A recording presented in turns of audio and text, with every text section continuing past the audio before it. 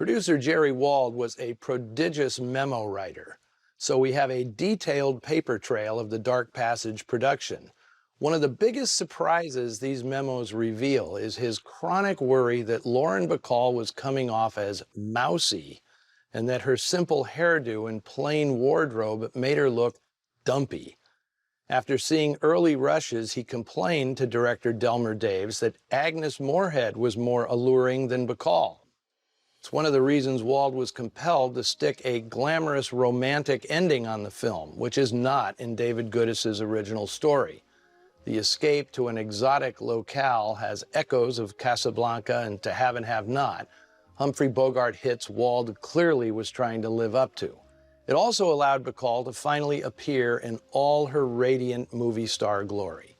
Wald also obsessed over the film having a signature song, like Casablanca had As Time Goes By. David Goodis was a devoted jazz fan, and he wanted the studio to use tunes by Count Basie, which figure prominently in his novel. Wald cleared rights on 5 songs, including You Go to My Head, I Guess I'll Have to Change My Plan, and Someone to Watch Over Me, which Delmer Daves rejected as being too spot on.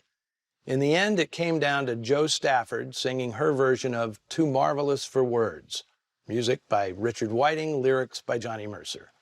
Goodis was largely satisfied with the adaptation of his novel, although he'd passed on Jerry Wald's invitation to write the screenplay himself.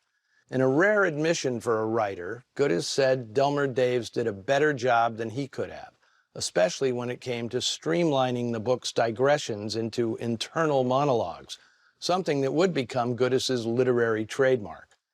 In fact, the only significant changes from the book are the ending and the death of Madge Raff. If that scene was a bit confusing, there's a reason. The production code did not allow a character to commit suicide as a way of escaping justice. In Goodis's novel, it's clear the insanely vindictive Madge throws herself out the window to frame Vincent for yet another murder. In the film, however, this perverse motivation gets lost in that big billowing curtain, and her on-screen death plays like a freak accident. Next week, I'm presenting an encore of a popular B picture from RKO. It's 1949's Follow Me Quietly, a shadowy police procedural that's one of the first contemporary serial killer movies made in Hollywood. William Lundigan and Dorothy Patrick are the headliners, but director Richard Fleischer and cinematographer Robert DeGrasse are the real stars of the show. Now, if you'll excuse me, I have to schedule an annual physical with my longtime specialist, Dr. Walter Coley. So if I look totally different next week, don't worry. It'll still be me, just me with a brand new face. Hope the bandages are off in time.